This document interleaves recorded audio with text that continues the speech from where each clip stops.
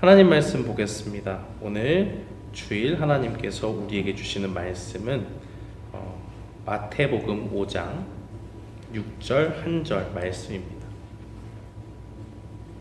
신약성경 마태복음 5장 6절 1절 말씀, 우리 다 찾으신 줄 알고 함께 봉독하겠습니다. 의에 줄이고 목마른 자는 복이 있나니 그들이 배부를 것이미요. 아멘. 저는 오늘 말씀 마태복음 5장 6절 1절 말씀을 통해서 의에 줄이고 목마른 자는 복이 있나니라는 제목으로 주의 말씀을 선포하겠습니다. 오늘 우리는 예수님께서 산에서 올라가서 가르치신 그 산상수훈의 첫 번째 말씀, 그 팔복의 말씀 중에 네 번째 말씀을 봤습니다. 예수님께서는 천국 백성인 우리가 이 땅에서 과연 어떠한 존재인지를 팔복의 말씀 중에서 처음 네 개의 말씀을 통해서 우리에게 가르쳐 주십니다. 이 땅에 사는 사람들은 수많은 사람들이 허망함 가운데서 인생을 끝내는 모습을 보게 됩니다. 물질이 많은 사람도 있고 건강이 좋은 사람도 있는데 그들의 영혼의 갈급함, 그들의 영혼의 공허함을 채우지를 못해서 그렇습니다.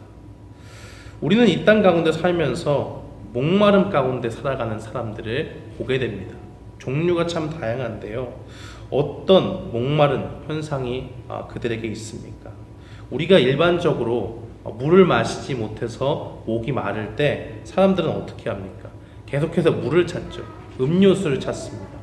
목을 적시지 않으면, 이 목마름을 해소해 주지 못하면 당장이라도 죽을 것 같은 그런 생각이 들기 때문입니다. 오늘날 이 땅에 살아가는 많은 사람들이 바로 그와 같은 모습으로 살아갑니다. 각자가 가지고 있는 목마름이 있습니다.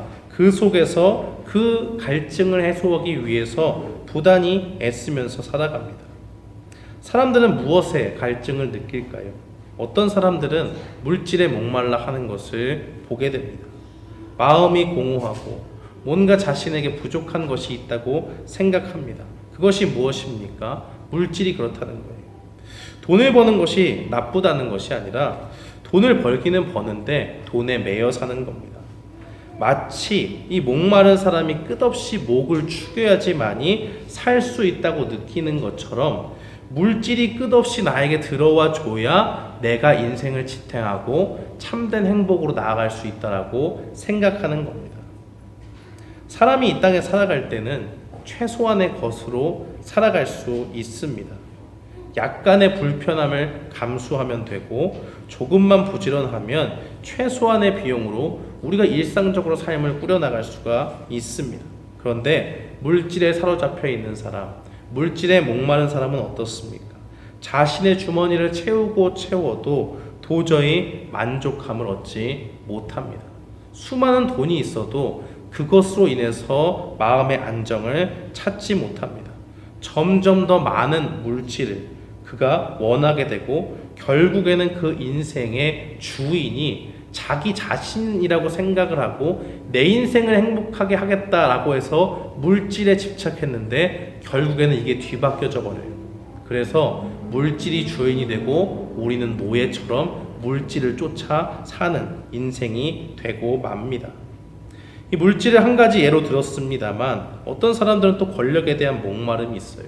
또 어떤 사람들은 쾌락에 대한 목마름을 가지고 있습니다. 이 세상을 살아갈 때에 나의 인생을 참된 행복으로 채우기 위해서는 물질도 필요하고, 또 어떤 사람은 권력에 대한 욕심 가운데 높은 자리가 나에게 필요하고, 또 순간순간 나의 기분을 아주 극한의 쾌락으로 몰고 가는 그러한 것이 나를 살린다, 나를 행복하게 한다라고 그렇게 생각하는 것입니다. 우리의 눈과 귀를 즐겁게 해줄 수 있는 것들은 세상에 참 많습니다. 수많은 방법들이 존재하고 그것을 우리는 핸드폰 하나만 있으면, 휴대폰 하나만 있으면 이제는 장소에 구애받지 않고 어디서든지 찾아볼 수 있는 시대에 살고 있습니다. 하나님이 이렇게 편리한 시대를 주셨는데 사람들은 무엇을 하는 것입니까? 자기의 욕망에 이끌려서 그것에 사로잡혀서 죄악을 향한 도구로 발전된 시대를 하나님 앞에 살아가고 있는 겁니다. 사람들은 이렇게 세상에 있는 것들에 집착하면서 그것에 몰두하면서 그것이 나의 이 허기진 영혼을 채워줄 수 있다는 생각으로 살아갑니다. 근데 그것이 성경은 착각이라고 말합니다. 왜냐하면 이 세상에 있는 것은 안개처럼 지나가 버리기 때문이에요. 안개는 우리가 그 속을 지나가면 그 다음에 없어지고 맙니다. 아침에 날이 더운 날 보시면 강가 근처에 안개가 자욱이 낀 것을 볼 수가 있죠. 그런데 대낮에 해가 밝히 뜨면 그 햇빛에 모든 안개가 언제 있었냐는 듯이 사라지는 것을 우리는 볼 수 있습니다.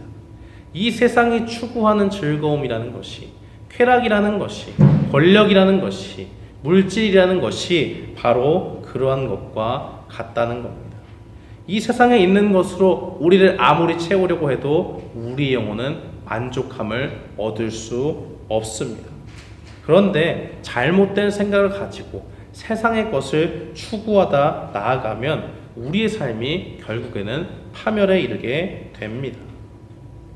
그것이 술이든 다른 무엇이든 또 물질이든 어떤 것이든지 간에 그것으로는 정상적인 삶을 유지할 수가 없어요.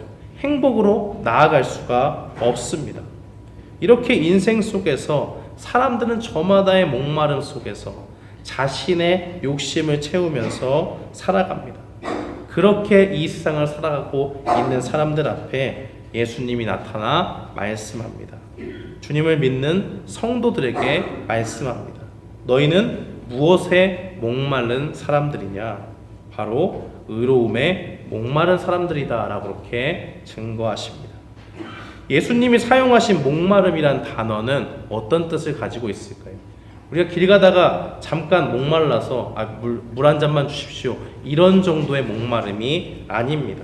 정말 사막 한가운데서 물을 마시지 못하고 수일 동안 버텨서 어떻게든 물을 구하러 다녔지만 도저히 구할 수가 없어요. 그런 사람에게 그 목마름이라고 하는 것은 무엇입니까? 생존의 문제입니다. 생명이 달려있어요. 당장 목을 축이지 않으면 죽는 것입니다. 예수님은 이러한 상황에 있는 우리에게 목마름을 말씀하십니다.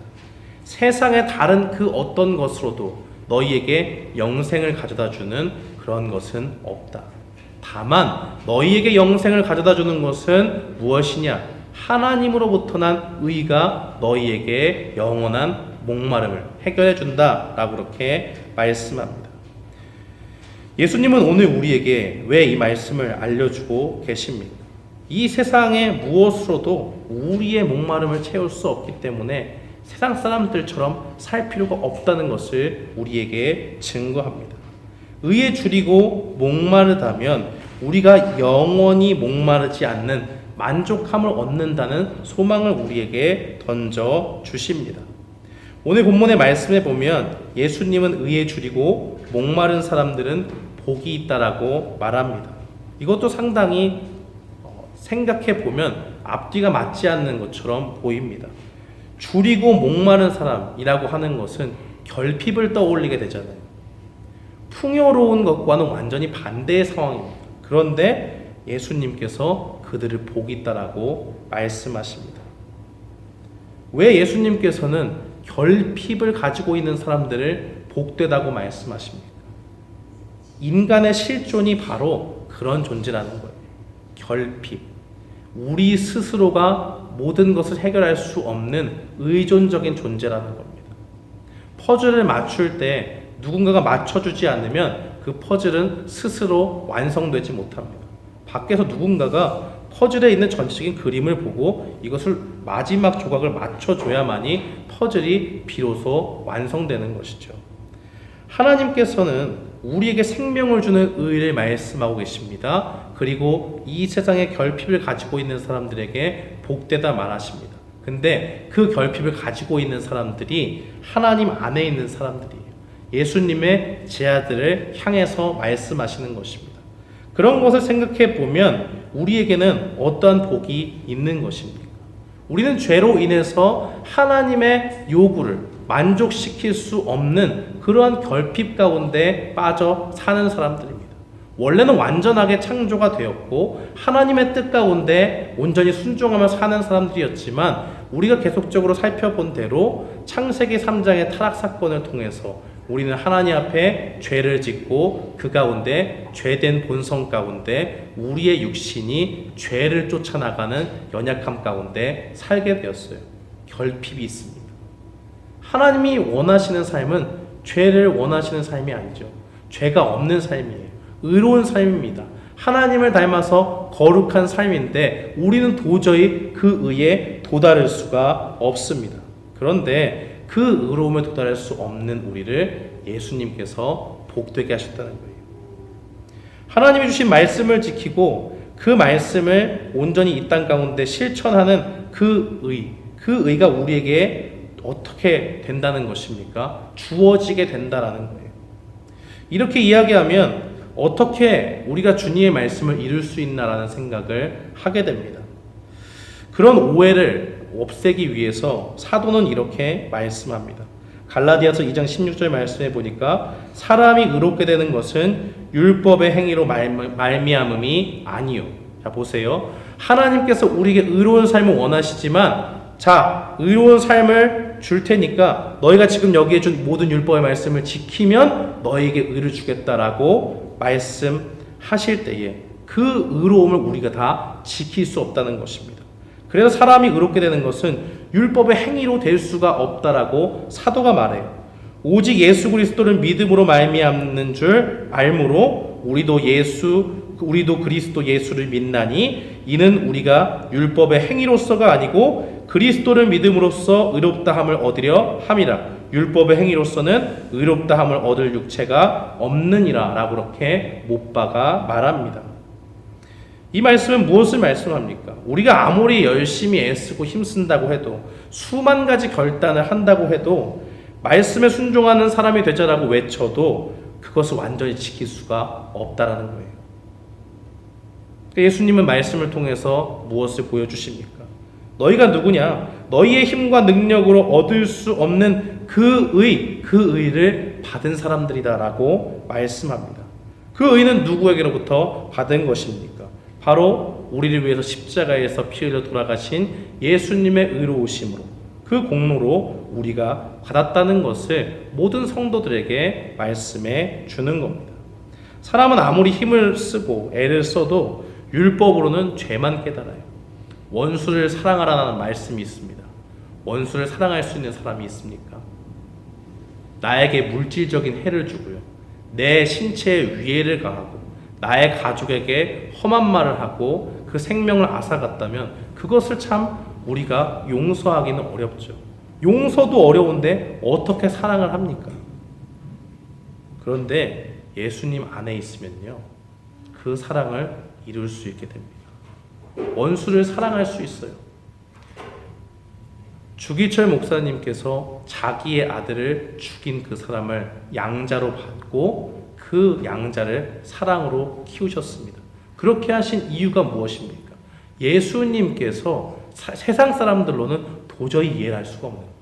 예수님께서 우리에게 보여주신 그 사랑의 크기가 너무 크기 때문에 그 가운데서 주기철 목사님 마음 가운데 그 자신의 아들을 찔러 죽인 그 사람을 양자로 받아들일 수 있는 사랑의 마음을 준 것 아닙니까?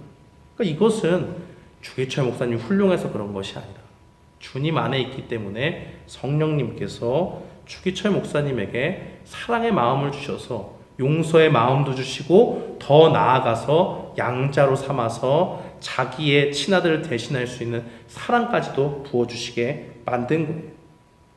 사람들은 율법의 행위를 따지고 나아갈 때에 법을 따지면서 이야기하죠. 나의 행위는 위법한 게 없다. 항상 자기가 죄를 지었대, 또 죄를 지었다, 안 지었다 라고 판단을 할 때 기준을 행동을 근거로 해서 이야기합니다. 그러나 예수님께서는 우리에게 이렇게 말씀하시죠. 너희가 마음으로 음욕을 품어도 이미 간음한 거다 라고 그렇게 말씀을 합니다. 이것이 무엇입니까? 우리가 아무리 깨끗하게 다른 사람들 앞에서 자신의 삶을 포장한다고 할지라도 결국에는 주님 앞에서 우리의 더러운 마음을 들킬 수밖에 없다라는 것을 보여줍니다. 이렇게 죄악된 존재에게 예수님을 믿을 때 어떤 일이 벌어집니까? 빌립보서 3장 9절은 증거하기를 그 안에서 발견되려 하매니 내가 가진 의는 율법에서 난 것이 아니요 오직 그리스도를 믿음으로 말미암은 것이니 곧 믿음으로 하나님께로부터 난 의라 라고 그렇게 증거합니다. 하나님께서 우리를 위해서 죄에 허덕이는 우리를 위해서 예수님을 의로우신 예수님을 예비하셨습니다. 그리고 예수님이 이 땅에 오셔서 피를 흘리시고 우리를 위해서 십자가에 달려 돌아가셨을 때에 그 예수님을 구원자로 믿는 믿음을 우리에게 주셨어요. 그때에 우리의 죄는 예수님께로 전가되고 예수님의 의로운 옷이 우리를 덮습니다. 그래서 우리는 예수님의 의로운 옷을 입은 은혜로서 예수님의 공로로 용서받은 죄인으로 너희가 이제는 죄인이 아니다 라는 것을 하나님 앞에 선언받게 되는 것입니다. 그렇다면 우리의 힘으로 이룰 수 없는 이 의로움을 믿음으로 받은 성도들은 어떤 존재입니까? 더 이상 세상의 유혹과 쾌락으로 우리의 목마름을 채우지 않습니다. 우리를 깨끗게 하신 예수님을 바라보면서 계속해서 주님을 닮아가는 삶에 목말라 하도록 부름받은 존재라는 겁니다. 이렇게 주님께서 큰 은혜 가운데 우리를 부르셨음에도 불구하고 우리는 어떻게 살아가고 있습니까? 우리의 삶 가운데 예수님을 바라보면서 주님을 믿는 믿음이 내가 약해졌다 라고 하면서 안타까워하기보다는 우리 손에 없는 것들을 바라보면서 그 결핍 가운데 모든 것을 추구하며 나아가고 있습니다. 예수님을 바라보면서 예수님이 나의 전부가 되고 내가 예수님을 닮고 싶다 하는 그런 거룩한 모습을 닮아가기보다는 세상 사람들이 하는 거 보니까 어때요? 좋아 보이잖아요. 즐거워 보이잖아요. 기뻐 보이고 거기에 참된 행복이 있다고 사람들이 주변에서 얘기하니까 거기에 내 마음도 흔들리잖아요. 그렇게 연약하게 살아가고 있는 겁니다. 그런 사람들이 이 땅에 있기 때문에 우리 모두가 바로 그런 연약한 존재이기 때문에 예수님은 산상수훈의 말씀을 통해서 이 팔복의 말씀을 통해서 다시 한번 말씀해 주시는 거예요. 너희가 그런 존재가 아니야. 너희는 이 세상에서 다른 세상 사람들이 사는 것처럼 사는 존재가 아니야 라는 것을 말씀해 줍니다. 이 세상을 살았던 하나님의 사람 중에 사도 바울은 자기의 삶을 가리켜서 이렇게 이야기합니다. 빌립보서 3장 12절 말씀에 보면 내가 이미 얻었다 함도 아니요 온전히 이루었다 함도 아니라 오직 내가 그리스도 예수께 잡힌 바 된 그것을 잡으려고 달려가노라 라고 그렇게 증거합니다. 사도 바울의 삶은 어떤 삶이었습니까? 사도 바울은요 태어날 때부터 부족한 게 없이 태어난 사람이에요. 육신에 간질병이 있고 하는 연약함은 있었습니다만 일반적으로 볼 때 어디 가서 빠질 수가 없는 사람입니다. 사람들은 로마 시민이 되기 위해서 당시에 많은 돈을 주고 시민권을 샀지만 길리기아 다소라고 하는 아주 유력한 도시에서 그 가운데서 태어난 태생적인 로마 사람이 바로 이 바울입니다. 그런데 이 바울은요 그 가운데서도 엘리트 중에 엘리트였죠. 가말리엘이라고 하는 아주 훌륭한 스승으로부터 모든 것을 사사받는 문화생으로 그렇게 지냈습니다. 우리로 치면 서울대, 미국에서 알만한 유명한 하버드나 유명한 명문대를 다닌 사람이죠. 근데 단순히 다닌 것뿐만이 아니고 유대교에서 율법에 열심히 있는 자로서 하나님의 뜻대로 살려고 열심히 애썼던 사람입니다. 나름대로 그래요. 그리고 어느 날 보니까 예수님을 믿는 사람들이 이 땅에 생기고 나서부터 유대인들이 그들을 대적하니까 저들은 나쁜 사람이다 라고 생각을 하고 그리스도인들을 다 잡아서 옥에 가두는데 앞장섰던 사람입니다. 그렇게 열심히 있는 유대교의 유망한 청년이 바로 바울이었습니다. 그런데 그가 예수님을 만나고 나서 무엇을 고백합니까?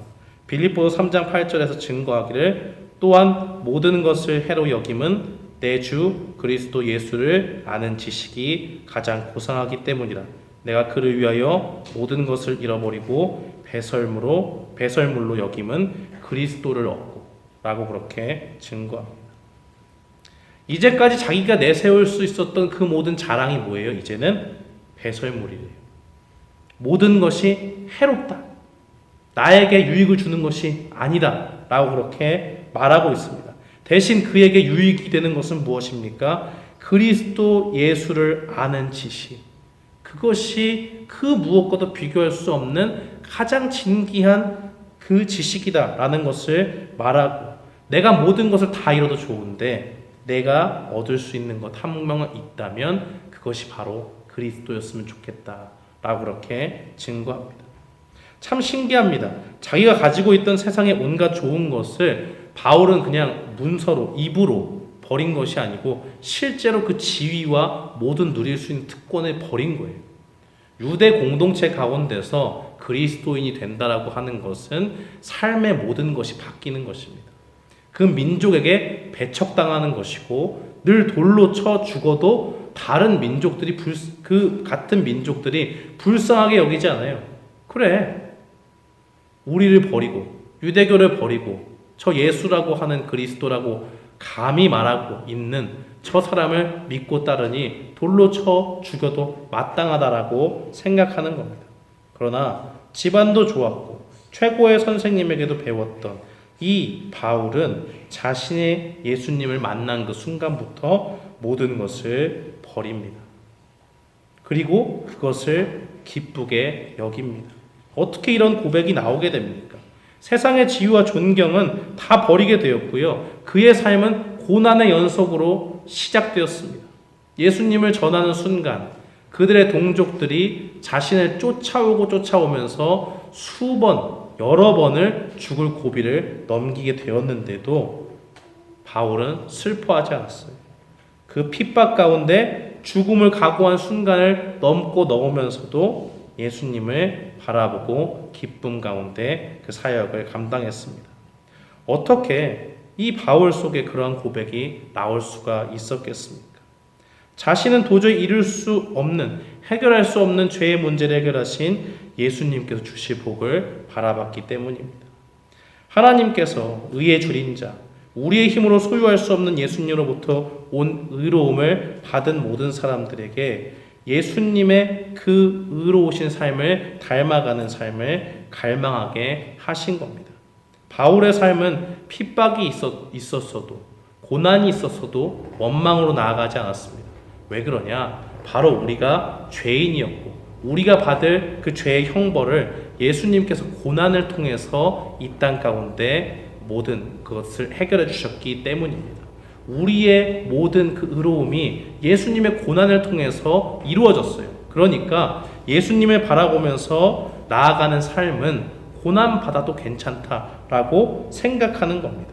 그것이 자신의 사명이라 생각하고 이방인들에게 끊임없이 복음을 전했습니다. 삶이 고난스러운 것은 기쁨이 없죠. 사실은요. 너무 힘든 이야기입니다. 그러나 바울의 시선은 이 땅에 있지 않았어요. 그것은 둘째로 여기고 자신이 바라봐야 될 것을 첫 번째로 삼은 것이 있는데, 그것은 바로 예수님을 닮아가는 삶, 예수님이 약속하신 배부름이었습니다. 바울은 우리를 위해서 고난당하신 예수님을 묵상하면서 이 고난의 끝이 올 거라는 것을 분명히 알고 있었습니다. 그래서 그 고난 가운데 있을 때에 고난 중에 낙심하지 않았어요. 우리가 예수님의 의로움을 받은 구원받은 백성으로 이 땅을 살아가면 결국 하나님께서, 예수님께서 무엇을 약속하십니까? 너희가 줄이고 목마라도 결국에는 배부를 것이다 라고 말씀하잖아요. 이 세상의 그 어떤 것으로 우리를 채워도 우리는 배부를 수 없었어요. 허무와 험한 가운데 삶을 마감할 수밖에 없었는데 예수님께서 약속하시는 것, 참된 배부름이 곧 온다라고 그렇게 말씀합니다. 사랑하는 성도 여러분, 예수님의 그 의로움을 받은 우리가, 그 구원받은 우리가 예수님을 닮아가는 그 목마름 속에 살아갈 때에 우리는 어떤 배부름을 받게 됩니까? 이 땅 가운데 모든 고난이 사라지고 주님이 약속하신 천국을 우리가 배부름으로 받게 되어 있습니다. 그러한 영적인 갈망은 성도에게 반드시 필요한 것입니다.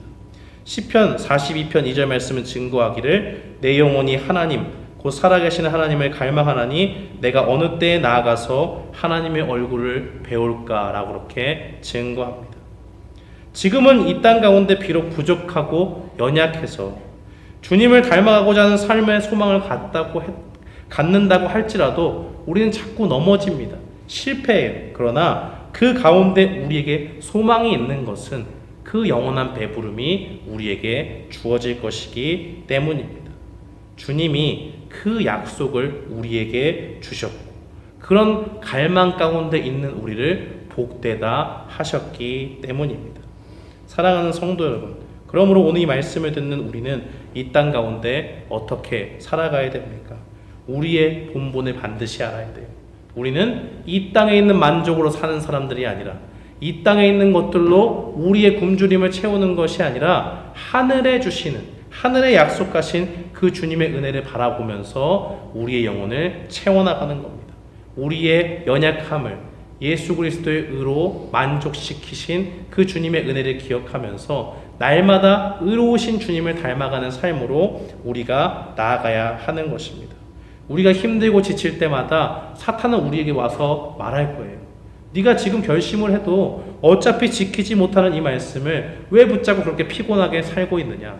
그러나 참된 성도는 이 소망 가운데 나아갑니다.